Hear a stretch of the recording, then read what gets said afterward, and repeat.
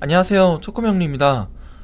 저는 어느 정도 명리를 공부하신 분들이 제 유튜브에 본인의 사주를 올려요. 그리고 나서 제 용신이 뭔가요? 라고 많이들 물어보셨거든요.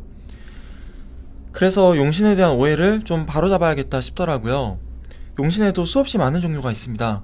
첫 번째가 고립용신, 두 번째 전황용신, 세 번째 억부용신, 네 번째 조후용신, 다섯 번째 격국용신 등등. 그런데 저는 누구보다도 억강부약, 즉 사주에서 내가 강한 기운은 덜어주고 약한 기운은 복돋아줘야 된다, 이런 관점에서 저는 이 억부용신을 가장 중요하게 보고 있거든요. 이 억부용신을 다른 말로 하면 행운용신이에요. 그러니까 우리가 무언가를 했는데 운이 되게 좋게 잘 풀리는 경우가 있잖아요. 그 운의 유불리를 판단할 수 있게 해주는 게 바로 이 억부용신이 되겠습니다. 오늘은 억부용신이 운에서 들어올 때 운세가 아주 유리하게 흐를 수 있다, 이건 사실이지만 때에 따라서는 꼭 그렇지 않을 수도 있다 라는 말씀을 드리려고 하거든요. 본격적으로 시작하기에 앞서서 오프닝 한번 보고 오실까요? 어떻게 하면 구독자들을 깜짝 놀래킬 수 있을까요? 너에게 초능력으로 순간이동 능력을 주마. 오, 뭐지? 이게 될 것 같은 기분은? 순간 이동! 안 됐는데? 구독자들의 사랑에 감사하며 초코를 크게 두 번 외쳐보거라. 초코! 초코! 여기는? 제가 왜 여기 있는 거죠? 외긴 이놈아, 어서 빨리 명리 강의나 하란 뜻이다. 헐...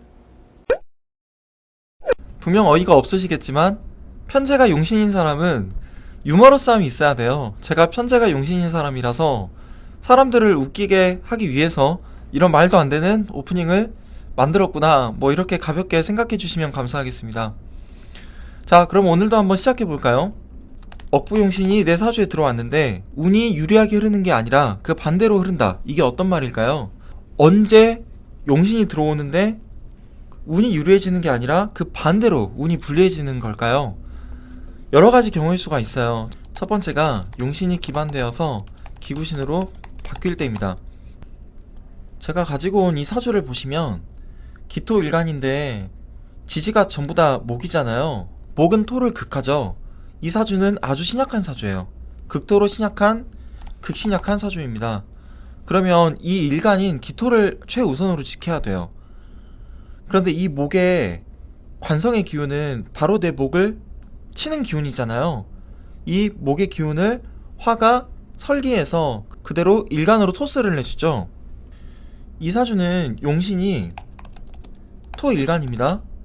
휘신은 화인성이에요. 어떻게 보면 용신을 구하는 게 정말 쉬운 사주인데, 자, 그러면 우리가 토가 들어와도 유리하고 화가 들어와도 일단 유리하다고 생각할 수 있습니다.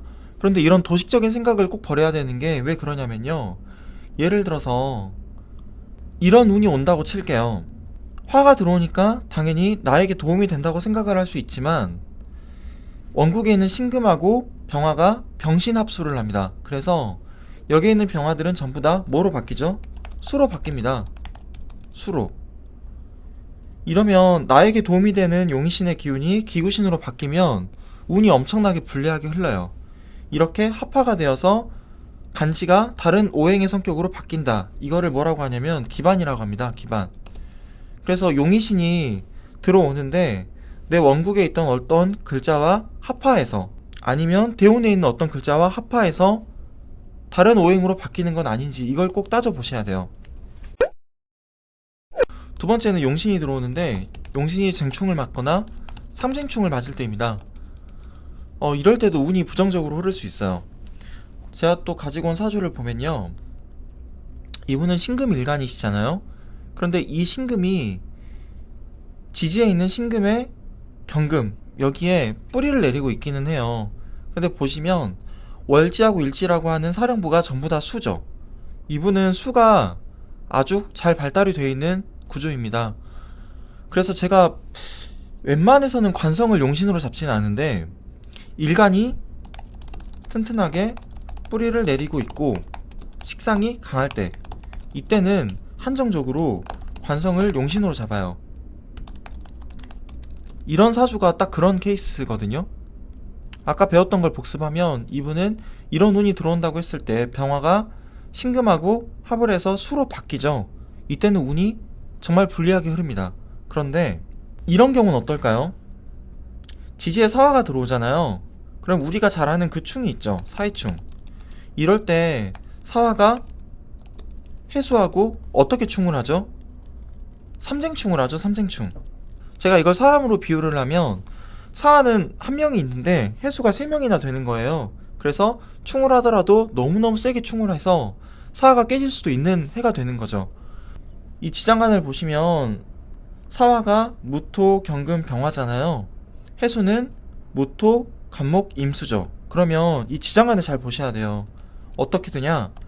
갑경충을 하고 병임충을 합니다. 어떻게? 이게 전부 다 3대1로 되는 거예요. 이런 충들이. 당연히 부정적인 쪽으로 유동성이 엄청나게 커지겠죠. 이런 상황을 뭐라고 하냐면 왕자충쇠 쇠자발, 쇠신충왕 왕신발이라고 합니다. 간단해요. 왕한자가 있는데 쇠약한 자를 충하잖아요. 왕자충쇠. 그러면 쇠한 자가 아예 뿌리채 뽑혀 나가고, 쇠한 자가 있는데 왕한 자를 충하잖아요. 그러면 왕한 자가 화가 나가지고 어떻게 된다는 얘기죠? 더 미쳐 날뛰게 된다는 얘기입니다. 발한다는 얘기예요. 더 강해진다는 얘기예요. 이 사주는 수가 지금 강하게 있잖아요. 근데 어설프게 화가 들어와서 이 해수를 더욱더 화가 나게 한다라고 보셔도 됩니다. 그래서 대운이나 세운에 용신이 들어오는데 내 사주에 있는 원국에 있던 어떤 간지들하고 강하게 충하는 건 아닌지 이걸 꼭 보셔야 돼요. 세 번째로 살펴보셔야 되는 거는 용신이 계두나 절각이 될 때입니다. 계두하고 절각이 뭐냐? 계두는 천간이 지지를 극하는 거예요. 절각은 반대로 지지가 천간을 극하는 것입니다. 이 사주를 그대로 보면요, 이게 바로 계두예요. 천간에 있는 수가 어떻게 되죠?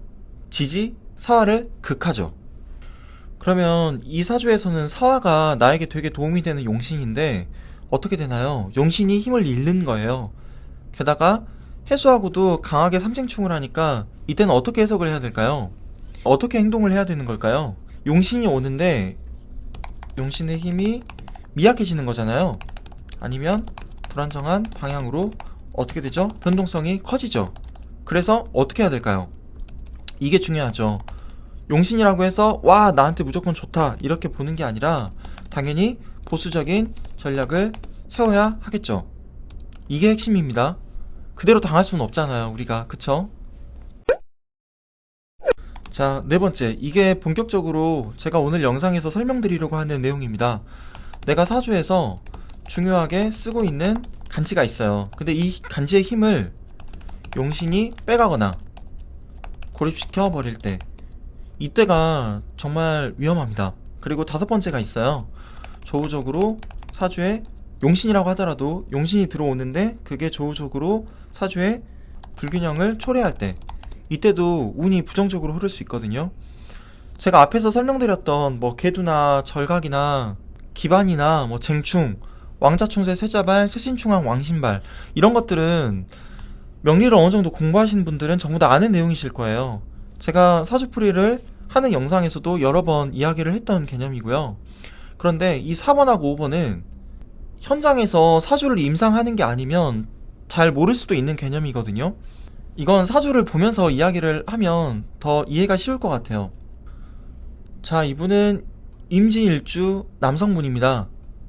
보면 임수가 진토의 개수에 뿌리 내리고 있다고 볼 수도 있을까요? 이 진토가 좀 복잡한 간지예요. 이 진토 안에 있는 지장간을 제가 써볼게요. 을목, 개수, 무토가 있습니다. 이 지장간을 잘 보시면 을목이 무토를 극합니다. 목흑토가 되죠. 그런데 이 토가 또 개수를 극할까요? 토곡수라고 해서? 아닙니다. 이 둘은 무기합을 합니다. 그러니까 지장간들끼리 보면 서로가 좀 물고 무는 복잡한 관계예요. 이 을목은 상관이죠. 개수는 겁재입니다. 무토는 편관이고요. 그러니까 겁재 개수가 을목 상관으로 흐르는 것 같은데 요 상관 을목이 또 무토 편관을 극하죠. 복잡해요. 저는 일주를 논할 때 반드시 일지 지장간을 중요하게 봐야 된다고 보거든요. 어떻게 보면 임수가 이 무토라고 하는 엄청난 크기의 대지를 얻은 그림입니다. 이게 자아의 스케일이라고 제가 표현을 할게요. 자아의 스케일. 이게 정말 거대한 일주예요. 임진일주가. 그런데 바꿔서 이야기하면 현실성이 좀 약합니다. 그래서 임진일주의 경우에는 재성의 유무가 정말 중요하다고 저는 보거든요. 근데 이 사주를 보시면 식상생재가 너무너무 잘 되어 있습니다. 이 병화가 인중병화 안에 제대로 뿌리내리고 있어요. 이 병화는 정말 강합니다. 그래서 잘 보시면 목생화, 화생토, 토생금, 금생수가 되죠. 이 연주상생이 되는 흐름도 너무너무 좋은 사주라고 봅니다. 우리가 임진일주를 보고 신살로 이런 이야기를 하죠. 괴강이다. 이 임진일주가 괜히 괴강이 아니거든요. 12연성으로는 묘지예요. 그리고 보면 토국수의 양상이기는 해도 임수가 약하지는 않습니다. 그런데 저는 이 유금하고 진토가 묶인 게 오히려 임수의 불편함을 덜어주는 그림으로 느껴졌어요. 진토가 당연히 금으로 합은 돼 있는데 합하는 안 돼요. 금으로 바뀌지는 않지만 어쨌든 합으로 묶여서 이 금생수가 지지해서 일어나려는 듯 그런 그림이다 보니까 임수가 약간 더 힘을 받는 그림으로 저는 느껴졌습니다. 여기 유금이 되게 강합니다. 그리고 금이 좋아하는 토가 습토죠.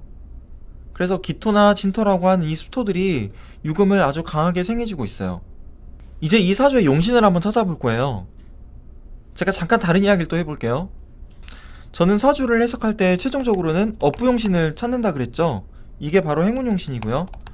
내 운에 어떤 유불리를 따질 때 제일 필요한 게 바로 이 업부용신입니다. 자, 이런 사주가 있다고 칠게요. 이분은 언제 운이 가장 불리하게 흐를까요? 금일간인데 사주가 토가 강하죠.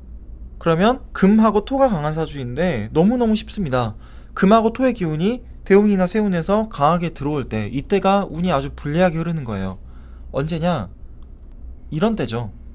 대운도 토, 세운도 토잖아요. 토가 정말 강하게 들어와서 금을 묻어버리려고 하는 토다금매 형상인데, 어떻게 보면 이게 조토여가지고 금을 제대로 생조해주기는 힘들다고 하더라도 금으로 기운이 너무 강하게 몰리기 때문에 운이 아주 불리하게 흐를 수 있습니다. 이제 좀 보이시죠? 그러면 다른 사주를 한번 볼게요. 이 사주는 또 운이 언제 불리하게 흐를까요? 딱 봐도 화가 되게 강한 사주잖아요. 쉽습니다. 화가 강하게 들어오거나 목이 강하게 들어올 때 운이 불리하게 흐르겠죠. 이분은 아마도 이때 조금 보수적인 전략이 필요하지 않을까 싶어요. 화가 아주 강하게 들어오니까요. 사주에서 억부용신을 찾을 때는 일단 내 사주에서 가장 넘치는 기운이 무엇인지 이걸 보셔야 되거든요. 그런데 이제 이 억부용신을 찾기가 힘든 사주가 있죠. 중화사주들이요. 이 사주는 중화사주가 아니에요. 그래서 용신을 찾는 게 정말 쉬운 사주입니다. 일단 억부용신을 찾을 때는 일간의 강세를 살펴봐야 해요. 이 임수가 신강합니까? 아니면 신약합니까? 그건 월지를 봐야겠죠? 월지가 일간의 편인가요? 아닌가요? 월지가 금이나 수가 아니라 수의 기운을 설기시키는 목이죠. 그러면 이걸 뭐라고 표현하냐면 신령했다라고 표현을 해요. 신령. 그러면 일지는요? 일지도 유금과 합으로 묶여 있어서 금의 방향을 쳐다보곤 있어요. 그렇다고 해도 일지 또한 내 편은 아니죠. 이거는 실지했습니다. 임수를 보면 이 주변에 유금 정인을 빼고는 자기 편이 하나도 없어요. 게다가 임수 옆에 기토가 있어서 약간 기토 타김이 되는 형상도 있거든요. 그래서 임수가 조금 불편함을 느끼고 있는 것 같습니다. 저는 이 사주는 기본적으로 신약한 사주고요. 임수 일간을 지키는 게 가장 중요한 사주로 봤습니다. 왜냐면 이 병화가 뿌리가 엄청 강하거든요. 임목에 강하게 뿌리 내리고 있는데 병화하고 임수가 1대1로 강하게 충을 하죠. 그리고 아까 말씀드렸듯이 임수 옆에 있는 기토가 임수의 본질을 약간 흐리게 하려고 하고요. 기토 타김이라고 무조건 나쁘게 볼 건 아니에요. 그런데 여기서는 임수라고 하는 맑은 물이 흙탕물이 될 수도 있겠다라고 보고 있습니다. 그럼 억부적 관점에서 이 사주의 용신은 뭐가 될까요? 이 말이 좀 어려울 수도 있는데 그러면 제가 다른 말로 바꿔볼게요.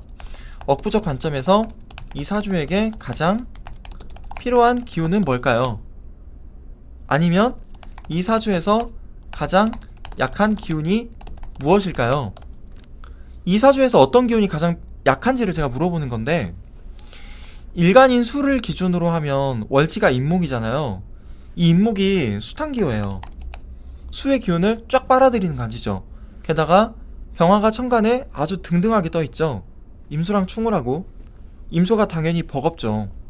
임수가 진토 안에 있는 계수에 뿌리를 내리고 있다고 해도, 그리고 유금이 생조를 해주고 있다고 해도 임수는 조금 버겁게 느껴집니다. 기토는 또 타김을 하고 있고요. 이 사주는 일간이라고 하는 임수를 최우선으로 지켜야 되는 사주입니다. 그러면 용신을 뭐로 잡아야 될까요? 제가 이해하기 쉽게 용의기관신을 이렇게 써볼게요. 용신은 수비거, 희신은 금인성, 기신은 토관성, 구신은 화재성, 한신은 목식상이 되겠습니다. 원래 용신을 이야기할 때는 그냥 수비겁이다 이렇게 이야기하기보다는 지장간에 있는 음양이 같은 간지를 꺼내서 이야기를 하는 게 맞아요. 그런데 일단 저는 수비겁으로 그냥 표현을 해볼게요. 이제 그러면 쉽게 이야기할 수 있는 게 있죠. 이 사주는 금하고 수운이 들어오면 어떻게 되죠? 운이 유리해집니다. 그리고 화하고 목이 들어오면요, 반대로 운이 불리해지죠. 이렇게 보셔도 되는 거예요. 그러면 이 한신은 어떻게 되는 거냐? 운이 때에 따라서 좋을 수도 있고 안 좋을 수도 있는데 일단 그럭저럭한 운이다 라고 보시면 되겠죠. 이분은 이때 무자년에 한 2억 정도로 주식 투자를 시작하셨대요. 그래서 꾸준하게 수익을 내셨다 하더라고요. 장기 투자로. 이 시장 연도를 보면 겁재의 제왕이 들어와 있죠. 저는 수 기운이 아주 강해져서 이게 수생목, 목생화로 그 이어지는 흐름이 너무너무 좋은 해였다고 봅니다. 금이 강해지는 소운이었고요. 저는 경오대운이라고 할 때 천간에 있는 경금이 상반기 5년 동안은 더 강해지고 지지에 있는 오화는 하반기 5년 동안은 더 강해진다고 보거든요. 근데 이때 딱 보시면 금, 인성, 소운, 그리고 자수, 겁재, 이게 어떻게 보면 공격적으로 딱 투자를 하셨을 것 같은데 사주의 균형이 딱 맞을 때라고 저는 봐요. 재밌는 게 이때가 딱 보면 식상생재가 되잖아요. 이 병화가 오화라고 하는 제대로 된 뿌리를 얻습니다. 이 갑목은 기토랑 합해져가지고 갑기 합토가 될까요? 아니요, 갑경충이 돼요. 그래서 갑목은 그대로 갑목입니다. 그러면 식상생재가 아주 제대로 되는 해다라고 볼 수도 있겠죠. 이때 수백억 원이나 되는 큰 돈을 이 한 해에만 버셨대요. 엄청나죠? 사실 신약한 분들에게는 재성이 기구신이 될 확률이 높죠. 그런데 재성은 생각보다 크게 부정적인 영향이 덜합니다. 자본주의 사회에서는요. 그냥 큰 돈이 들어오는데 이게 어쩌면 금방 빠져나가거나 길게 봤을 때 내 돈이 아닌 돈이 될 수도 있다 정도로 볼 수도 있어요. 어쨌든 이분이 이 한 해에만 수백억 원의 재산을 모으셨대요. 주식으로요. 그리고 2018년도에 보면 토가 좀 강하게 들어오잖아요. 이때를 기점으로 해서 주식이 잘 되지 않았다고 하시더라고요. 다행히 이분은 가격이 좀 나가는 빌딩을 매입을 하셨다고 하는데 무조건 일간이 시작한데 식상생재가 잘 되는 명조예요. 이런 명조가 돈을 모으려고 하면 무조건 인성으로 돈을 모아야 됩니다. 인성으로 돈을 모은다는 게 뭐냐면 부동산이죠.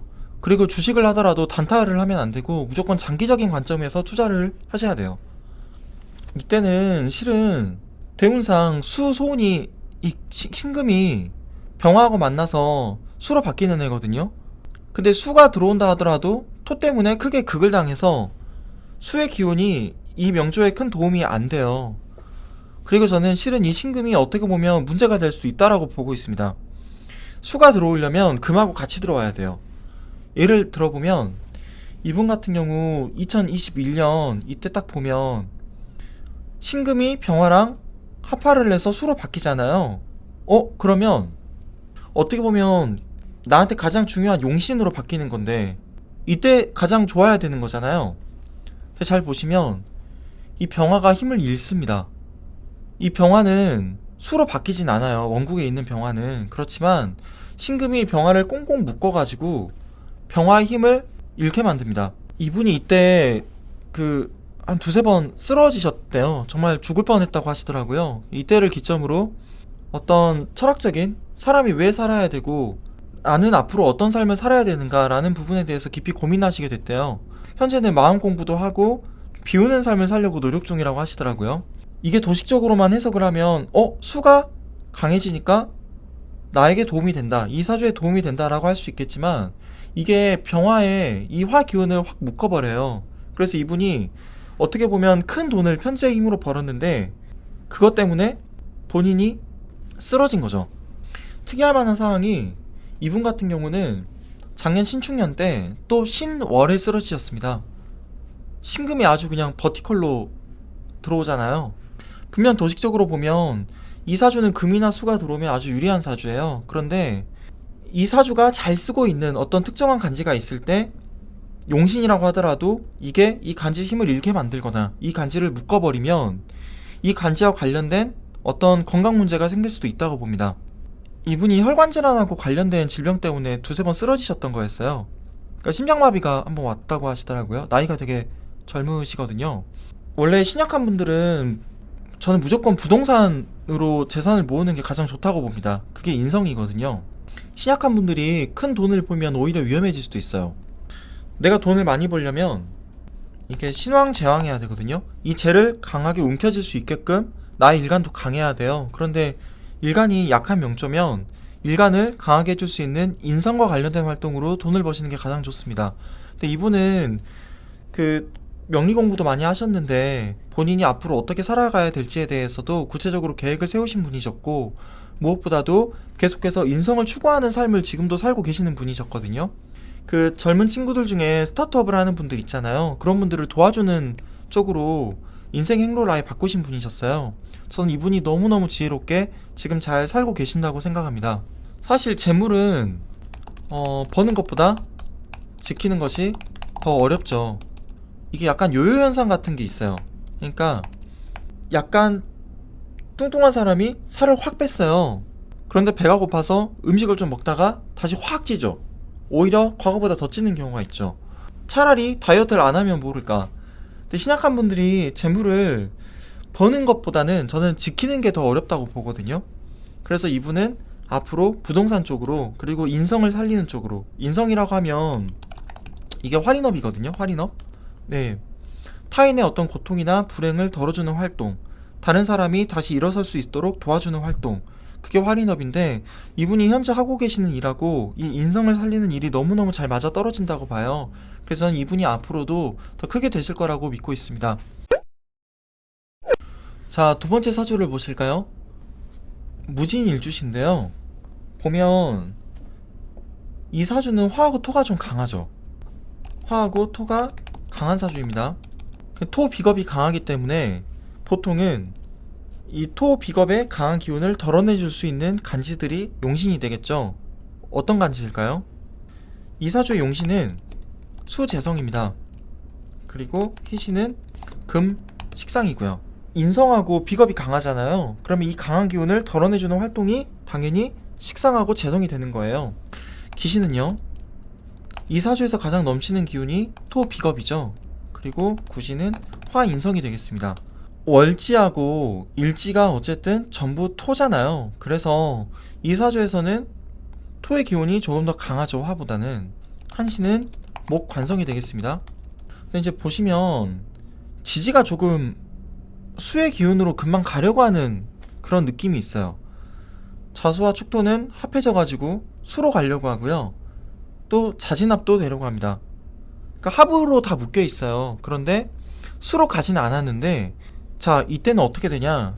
그러니까 이번에 설명드리려고 하는 내용이 뭐냐면, 들어오는 용신이 조우적으로 사주의 불균형을 초래할 때, 이때도 운이 불리하게 흐를 수 있다라는 말씀을 드리려고 하는 겁니다. 예를 들면 제가 이분 같은 경우는 수재성을 용신으로 잡았잖아요. 예를 들어서 만약에 자수가 들어온다 그러면 이 지지가 전부 다 수로 확 기우는 듯한 느낌이 있어요. 자축 합수도 되고 자진 합수도 되죠. 이때는 지지가 그냥 수의 기운으로 확 가득해지거든요. 그래서 어떻게 보면 조우적으로 너무 조금 수가 넘치는 사주가 될 수 있지 않을까, 너무 습한 사주가 될 수도 있지 않을까라는 생각이 좀 듭니다. 그래서 이분 같은 경우는 수가 들어올 때 어떤 간지로 들어오는지를 제대로 끊어서 해석을 하셔야 돼요. 그래서 이분 같은 경우는 도식적으로 제가 용의기관신을 이렇게 잡았을 때 분명히 수하고 금이 들어오면은 운이 유리하게 흐르죠. 그리고 토하고 화가 들어오면은 운이 불리하게 흐르고요. 한신이 목 관성 같은 경우는 그럭저럭이 될 수도 있겠죠. 그런데 어떻게 보면 이 사주는 한신이 정말 중요한 사주가 됩니다. 이 강한 수의 기운을 흐르게 하는 게 어떻게 보면 더 중요해요. 그래서 저는 연간에 있는 간목이 되게 중요한 사주라고 봤거든요. 이분 같은 경우는 신축년보다는 어떻게 보면 올해 이민년이 훨씬 더 유리한 해가 될 수도 있습니다. 왜냐면 아까 말씀드렸듯이 인목 같은 경우는 제가 수탄기호라고 했잖아요. 수탄기호. 강한 수의 기운을 쫙 빨아서 조절해 줄 수 있는 그런 간지인데, 사주에서는 용신이 들어왔다고 해서 무조건 좋다고 보면 안 돼요. 그 용신이 흐르게 하는 것도 아주 중요한 요소입니다. 이분 같은 경우는 이미 사주에 수의 기운이 넘칠랑 말랑하는, 어쩌면 지금 수하고 화의 균형이 잘 맞춰져 있는데 수가 용신이라고 해서 들어온다 하더라도 확 기울 수도 있는 사주란 말이죠. 그런데 이렇게 인목이 들어오면 이 수의 기운이 목으로 흐르죠. 이런 생조의 기운이 아주 중요하다고 보는 거예요. 흐름이야, 흐름. 이분은 사주 구조적으로 보면 아주 신강한 명식이고, 지지는 까딱하면 수로 확 무너질 수도 있는 제가 그림이라고 했죠. 근데 화 인성이 적절하게 있어서 균형을 딱 맞추고 있습니다. 보시면 수생목, 목생화, 화생토가 되어 있는 구조예요. 이 흐름은 아주 좋습니다. 그리고 이 정화가 간목까지도 품고 있어요. 그리고 간목이 밑에 자수를 두고 있죠. 구조가 저는 괜찮다고 봅니다. 그래서 이민년 같은 경우는 저는 이 수의 기운이 강하게 흐르기 때문에 어떻게 보면 되게 유리한 그런 해가 되지 않을까 싶었어요. 개묘년 같은 경우는 이 묘목이 승목이잖아요. 게다가 수랑 함께 오는데, 이게 어떻게 보면 사주의 수의 기운을 조금 강하게 만들어서 수가 분명히 용신이라고는 했지만 어쩌면 이민년이 한 예를 들어서 60, 70점 정도 된다면 개묘년 같은 경우는 한 60점 정도 되지 않을까, 그런 정도의 운의 흐름으로 보고 있거든요. 그래서 제가 결국 이야기하려고 하는 거는 맨 처음 말씀드렸듯이 기반이 된다거나 계두가 된다거나 절각, 아니면 용신이 들어와서 쟁충이 되는 것도 중요하게 봐야 되지만, 이 용신이라고 하는 것이 내 사주에서 조우적으로 불균형을 초래하는 건 아닌가, 그리고 내 사주에 있는 특정 간지를 어떻게 보면 묶어가지고 이 간지의 힘을 아예 잃게 만드는 게 아닌가, 이런 부분까지도 함께 꼭 살펴봐야 된다라는 겁니다. 요점을 정리하면 결국 제가 행운용신을 중요하게 여기지만 일간의 강약만으로, 일간의 강세만으로 희귀를 논하면 안 된다, 이런 말씀을 좀 드리고 싶었어요. 그러니까 용신이 들어오면 모든 게 다 해결되는 게 절대 아니거든요. 용신이라고 하는 게 그 드래곤볼의 용이 아니라 내가 써야 되는 그 쓸 용자라고 했잖아요. 그래서 1차적으로는 용신 운이 들어올 때 내가 준비했던 것들을 과감하게 실현하는 해가 돼야 되겠죠. 실천을 꼭 해야 돼요. 그런데 상담을 할 때 분명히 좋은 운인데 제가 물어봐요. 선생님 이때 좀 어떠셨어요? 좋지 않으셨어요? 하면 아무 일도 없었는데요 라고 하는 분이 있어요. 왜 아무 일도 없었을까요? 정말로 아무것도 안 했기 때문입니다. 제가 제 사주에 대한 영상을 올렸잖아요. 신축년이 저한테는 아주 저에게 유리한 용신인 해였는데, 그때 제가 유튜브를 시작했다고 했죠. 유튜브를 하기 전까지 제 삶은 너무나 평이했습니다. 그래서 저는 여러분들이 용신 대세운이 들어올 때 당연히 그동안 계획했던 것들을 자신감을 가지고 실천을 해야 되는 해로 만드셔야 되는 것도 있지만, 과연 그 용신이 나에게 정말 도움이 되는 해인지 아닌지, 그거를 간지적으로 끊어가지고 원국의 구조와 함께 해석하는 훈련을 꼭 하셔야 된다고 봐요. 실은 깊이 들어가면, 제가 여기 희귀라고 썼잖아요. 희귀. 이 희귀하고 기룡이 좀 다르기는 해요. 사람들이 자기 운을 접근할 때 그래서 이게 나한테 좋냐 나쁘냐의 관점으로만 접근을 하거든요. 그게 사주로 보면 기룡입니다. 기룡. 근데 희귀는 좋다, 나쁘다. 이것도 똑같은 뜻인데 이 둘을 약간 구분해야 돼요. 길흉은 저는 결과론적이라고 보고요. 희귀는 약간 원인이 좀 있다고 보거든요. 그 전에 영상에서도 이야기했는데 희귀동소라는 말이 있죠. 좋은 거하고 안 좋은 게 한 장소에서 일어난다는 이야기예요. 군인이 군인으로서 열심히 국가에서 녹을 받고 그걸로 생계를 해결하면서 잘 지내지만 전쟁이 벌어지면 전장에서 죽습니다. 어부는 바다에서 매일 고기를 낚으면서 생활을 유지하지만 바다에서 배가 침몰하면 죽죠. 그러니까 꺼리는 일하고 반기는 일이 모두 같은 장소에서 이루어진다는 뜻이에요. 그게 희귀동소입니다. 그래서 이분 같은 경우는 좋고 나쁜 거를 떠나서 내 사주에 있는 편제를 너무너무 잘 쓰신 분이세요. 정말 몇 년 만에 너무너무 큰 돈을 확 버신 분인데 이것 때문에 어떻게 보면 자기 건강이 많이 무너지시기도 했었죠. 그래서 지금은 그 돈을 좀 더 활인 쪽에, 인성과 가까운 쪽으로 해서 다른 사람들 많이 도와주는 쪽으로 쓰고 계시거든요. 그래서 결론은 용신이 들어오면 무조건 좋다, 운이 좋다, 잘 풀린다 이렇게 보기보다는 어쨌든 내가 이런 운이 들어올 때 과연 어떻게 이거를 잘 나에게 유리한 쪽으로 만들 것인가, 이런 부분들을 잘 살펴봐야 된다는 얘기입니다. 결론은 제가 자꾸 결론 이야기를 똑같이 하네요. 아무튼 용신을 도식적으로만 바라보지는 말자, 도식적으로만 해석하지는 말자 라는 말씀을 꼭 드리고 싶었습니다. 제가 원래 사주를 좀 여러 개 가져와서 설명드리려고 했는데 최근에 지난주랑 지지난주랑 너무 바쁜 일이 있어서 제가 앞으로도 좀 짧게 영상을 올리는 게 나을 것 같더라고요. 제가 상담을 하다 보면 많은 분들이 계명하는 거에 대해서 어떻게 생각하냐고 많이 물어보세요. 제가 계명에 대해서 어떤 생각을 가지고 있는지 거기에 대한 영상을 한번 만들어 보려고 합니다. 저는 계명이 큰 효과가 없다고 보거든요. 근데 계명에 대해서도 생각을 해보니까 정말 많은 것들을 이야기할 수 있겠더라고요. 그래서 제가 이 계명과 관련된 콘텐츠는 다음에 들고 한번 찾아와 볼게요. 제가 준비한 영상은 오늘은 여기까지예요. 그러면 저는 다음 시간에 다시 인사드리겠습니다. 안녕히 계세요.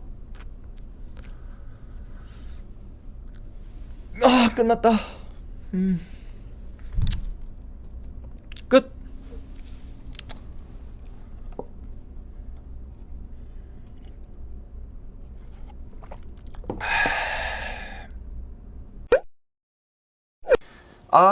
내일 영상 강의할 거 대본도 다 썼고 내일 촬영만 하면 되겠네. 좀 늦었네. 얼른 집에 가야겠다. 초코!